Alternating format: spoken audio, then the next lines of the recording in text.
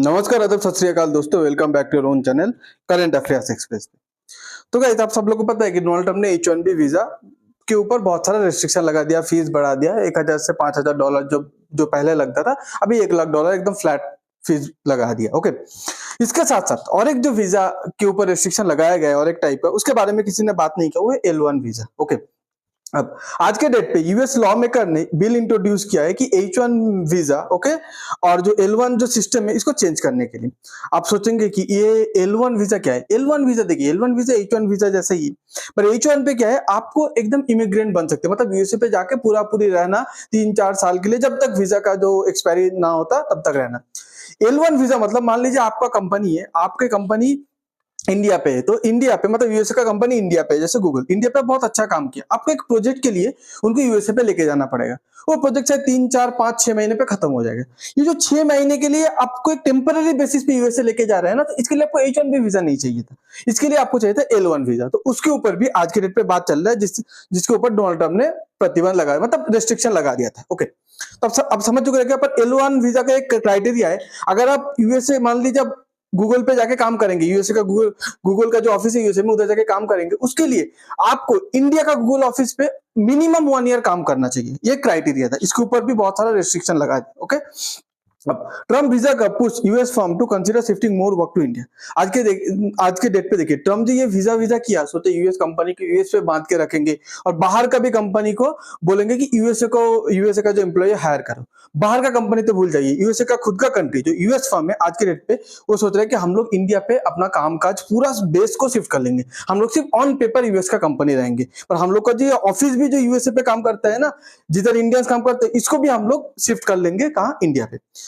तो अब ऐसा क्यों किया गया? देखिए, इंडिया पे ऑलरेडी एक इंडिया जो जीसीसी लैंडस्केप है ना, जीसीसी लैंडस्केप पे इंडिया आज के लीडर पे। आप बोलेंगे जीसीसी क्या है? जीसीसी है ग्लोबल कॉम्पिटिटिव ओके सेंटर। जैसे मान लीजिए एक सपोज एक कंपनी ले लीजिए एसेंचर। एसेंचर का हेड ऑफिस मेन ऑफिस कहाँ है? अपने ओनर मतलब खुद का कंट्री यूएसए पे है। अब एसेंचर जो इंडिया पे जो कामकाज करवाता है, किसी दूसरे एजेंसी के थ्रू कामकाज तो नहीं करवाता है ना।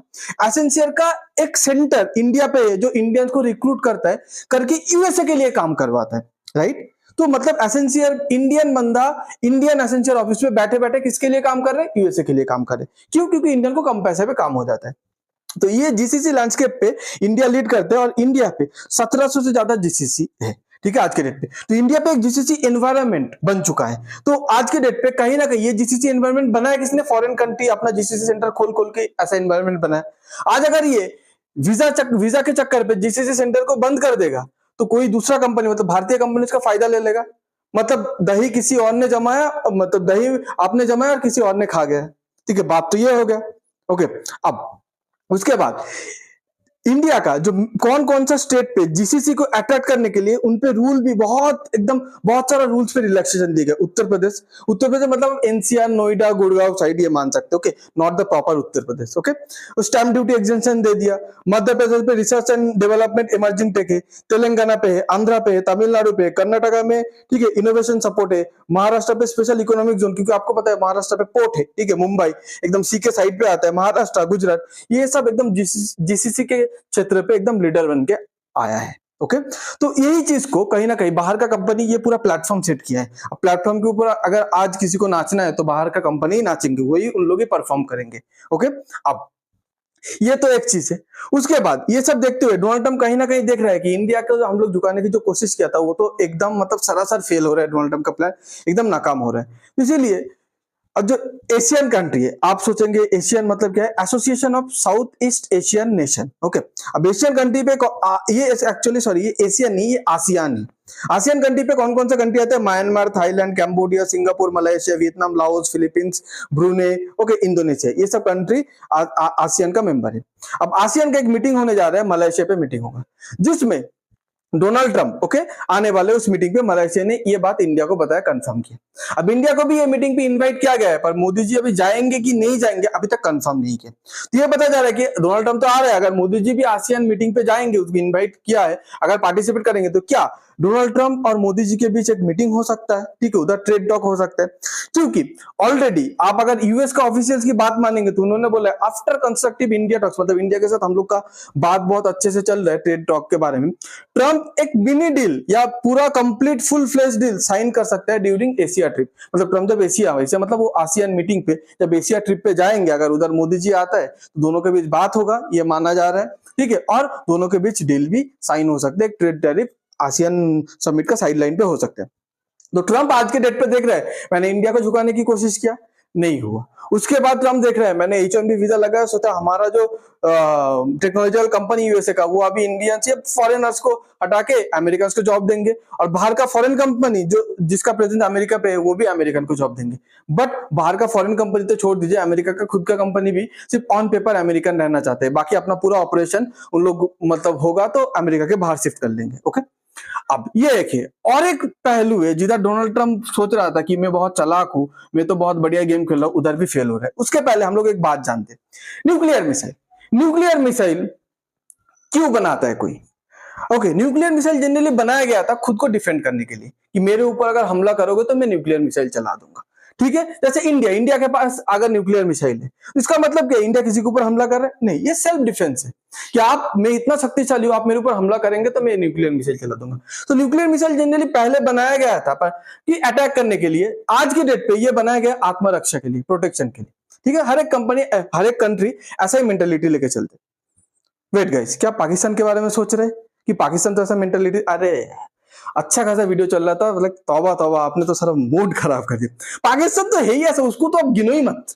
जब इधर इंडिया की बात आएगा ना, आप इंडिया को चाइना के साथ कंपटीशन लेवल पे सोचो, अमेरिका के साथ कंपटीशन लेवल पे सोचो।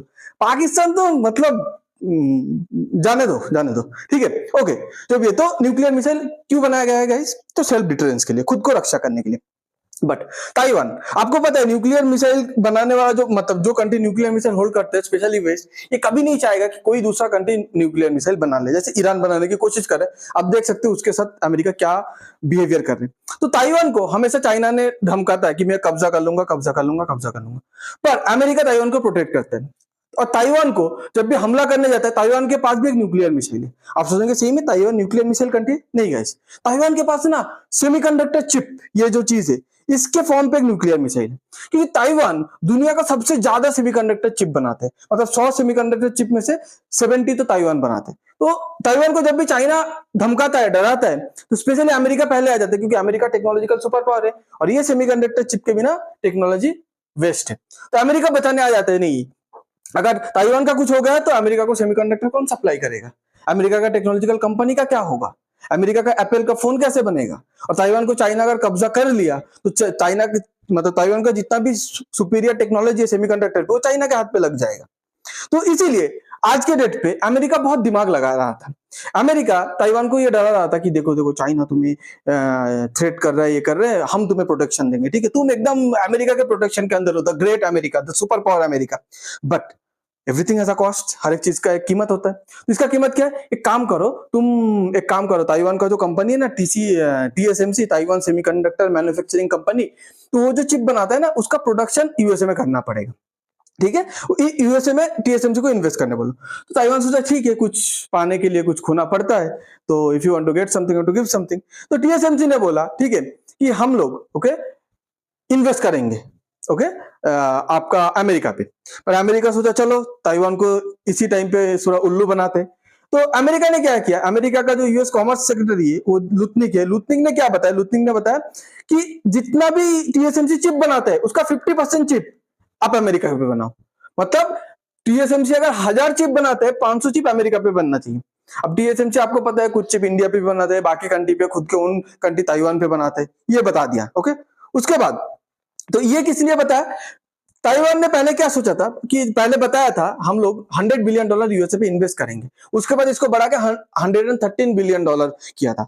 5 फैब्रिकेशन प्लान लगाने वाला था, वो भी बढ़ा के 6 फैब्रिकेशन प्लान कर दिया था, ठीक है। तो यूएसए सोचा चलो चलो, ताइवान जब कर रहे इसी मौके का फायदा उठाता है, शायद ताइवान को समझ नहीं आएगा, ठीक है। तो ऐसे सोचा था, पर ताइवान को बोला ताइवान तो मान गया था 113 बिलियन इन्वेस्टमेंट के लिए, 6 फैब्रिकेशन प्लान। उसको ताइवान को बोला 50-50 करते हैं। ताइवान ने सीधा बोल दिया no no no no no, Taiwan will not agree to 50-50 chip production deal with US. US और ताइवान आधा आधा चिप बनाएगा, ऐसा नहीं, हम ये नहीं करेंगे। अब बोलेंगे क्यों, इसमें प्रॉब्लम क्या? देखिए गाइस, ताइवान को बचाने के नाम पे ताइवान को मारने का प्लान कर रहे हैं यूएसए। आप सोचेंगे कैसे गाइस, ये यूएसए किसी का सगा नहीं है, किसी, ये आप इंडिया मत सोचिए, ठीक है, मैं आपको पूरा कहानी बताता हूँ, ये किसी का सगा नहीं होता है, ठीक है। अब ताइवान एक चीज देखा कि आज के डेट पे यूएसए चाइना के साथ बहुत बैकडोर मीटिंग कर रहे हैं, ठीक है। ओके, पहले भी करते आया था, okay, Joe Biden, Blinken, Antony Blinken के टाइम, आज के डेट पे भी यूएसए कर रहे हैं। मतलब यूएसए चाइना के साथ एक मतलब विन विन ट्रेड करना चाहते हैं। अब चाइना यूएसए को एक विन विन डील तभी देगा जब यूएसए ताइवान को सरेंडर कर देगा। और इसके बीच डोनाल्ड ट्रंप ने 400 या 600 मिलियन डॉलर का जो आर्म सेल्स था ताइवान को, उसको कैंसिल कर दिया। ताइवान सोचा अच्छा, मतलब तुम हम लोग से 113 बिलियन डॉलर इन्वेस्टमेंट ले लिया, तुम चिप पे 50% 50-50 पार्टनरशिप चाहते हो और चाइना के साथ हमारा डील कर रहे हो अंदर अंदर। नहीं नहीं नहीं, इसीलिए ताइवान क्या क्या रिजेक्ट कर दिया। ओके, ताइवान ने एक बात समझ लिया कि अमेरिका ताइवान को तब तक प्रोटेक्ट करेगा जब तक ताइवान के पास ये सेमीकंडक्टर नाम का न्यूक्लियर मिसाइल रहेगा, ठीक है। जैसे यूक्रेन, आज यूक्रेन को अमेरिका क्यों बचाना नहीं चाहता है? क्योंकि यूक्रेन से उतना खास फर्क नहीं पड़ता अमेरिका को। यूक्रेन अगर रशिया के पास चला भी जाएगा तो अमेरिका को उतना फर्क नहीं पड़ेगा, बट अगर ताइवान चला जाएगा तो सेमीकंडक्टर चिप चला जाएगा चाइना के पास, इसीलिए अमेरिका बचा रहा है। अमेरिका सोच रहा है 50-50 पार्टनरशिप करता हूं, इस पे क्या होगा, बहुत सारा प्रोडक्शन अमेरिका पे शिफ्ट हो जाएगा, अमेरिकन को एक मतलब नॉलेज मिल जाएगा चिप कैसे बनाते हैं। ये जो एनवीडिया है ना, ये जो इंटेल वगैरह है, इसका जो चिप है ये बनाता है ताइवान। इसलिए अमेरिका चाहता है कि हम लोग एक बार सेल्फ रिलायंट हो जाएंगे ना ये पार्टनरशिप के थ्रू चिप मैन्युफैक्चरिंग पे, फिर ताइवान हम लोग का कुछ काम का नहीं, उसके बाद चाइना कब्जा भी कर ले, हम लोग को ज्यादा फर्क नहीं पड़ने वाला। ये बात ताइवान अच्छे से समझता है। तो ताइवान एक चीज समझ गया कि अमेरिका एक ऐसा कंट्री है ना जो सिर्फ अपने जिधर उसका फायदा उधर, ओके, चाइना के साथ फायदा चाइना के साथ बैठेगा, कल ताइवान के साथ फायदा हम लोग के साथ बैठेगा, ये इंडिया नहीं है। तो इसीलिए ताइवान आज के डेट में इंडिया के साथ एफटीए करना चाहते हैं। इंडिया के साथ सेमीकंडक्टर डील करने से ताइवान का आज के डेट में फायदा है, क्योंकि इंडिया एक ऐसे पार्टनर है जिस इंडिया अपना इंटरेस्ट नहीं देखते, इंडिया अपना दोस्ती देखता है, आप हम लोग के लिए क्या किए। अभी आप बोलेंगे कैसे, एक बात बताता हूं, आज के डेट पे हम लोग का अगर फायदा की तरफ पे देखा जाए, पैसे की मामले पे देखा जाए, कौन हम लोग से ज्यादा मतलब प्रॉफिटेबल है हम लोग के लिए, यूएसए और रशिया। यूएसए के साथ यूएसए के साथ हम लोग ट्रेड करते हैं ना, यूएसए का ट्रेड डेफिसिट है, मतलब यूएस इंडिया से ज्यादा खरीदता है। बट जब रशिया के साथ बिजनेस करते हैं ना, पता है रशिया से हम लोग ज्यादा खरीदते हैं, रशिया हम लोग से कम खरीदता है और यूएस हम लोग से ज्यादा खरीदते हैं। फिर भी हम लोग रशिया के साथ क्यों दे रहे हैं आज के डेट पे, यूएसए के साथ देने पे हम लोग को इकोनॉमिकली फायदा है इंडिया का, ये पूरे दुनिया को पता है, फिर भी आप रशिया का साथ दे रहे हैं, क्यों? क्योंकि हम लोग रिश्ता पहले देखते हैं, हम लोग भारतीय है, इंडियन से रिश्ता पहले देखते हैं पैसे के ऊपर, अमेरिका नहीं है। तो इसीलिए ताइवान को आज सोच समझ के स्टेप ले रहा है। I hope Taiwan will understand and make a partnership with India, जो ताइवान ऑलरेडी कर रहा है। ओके, आपको अगर ये वीडियो अच्छा लगता है तो please like share and subscribe. इतना अच्छा मोटिवेटिंग वीडियो बनाएगा इस, आप क्या सोचते हैं एटलीस्ट कमेंट पे बता दीजिए, आप ये पूरे डेवलपमेंट के बारे में क्या सोचते हैं। Thanks for being here, your time really matters, God bless you.